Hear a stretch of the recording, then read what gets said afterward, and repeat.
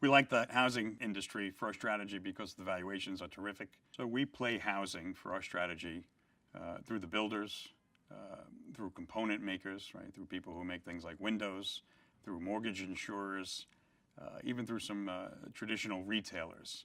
So lots of different plays. I think probably the largest would be the builders themselves, and then maybe the financial component would be second. There are plays in housing that you don't normally think of as sort of new home building plays, and we own a retailer that supplies flooring, and most of their business is not directed at new builds, but rather on existing homes. And if we're right about new home sales, you should see a corresponding strength in resales, and something like that will drive earnings at a company like I just mentioned. The nice thing about this sector is you don't need explosive earnings.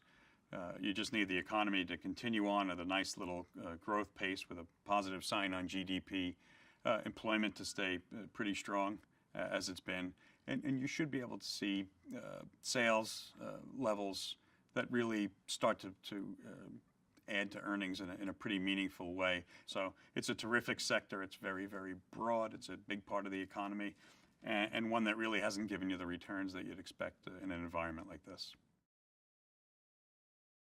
We've been able to invest in some of the real estate brokerages.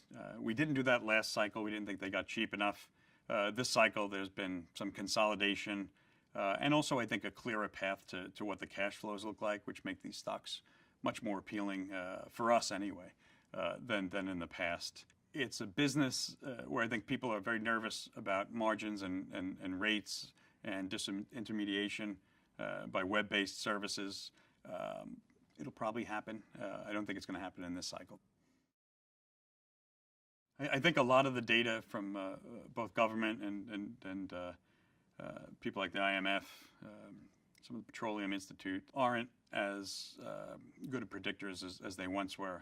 I think so much of the economy has changed in such a dramatic way. The way, for instance, we measure retail sales, even employment, productivity for sure, has really changed. And I think our ability to capture that change has not kept up at all. So I think the economy is probably a lot stronger than we hear from some of the data that comes out.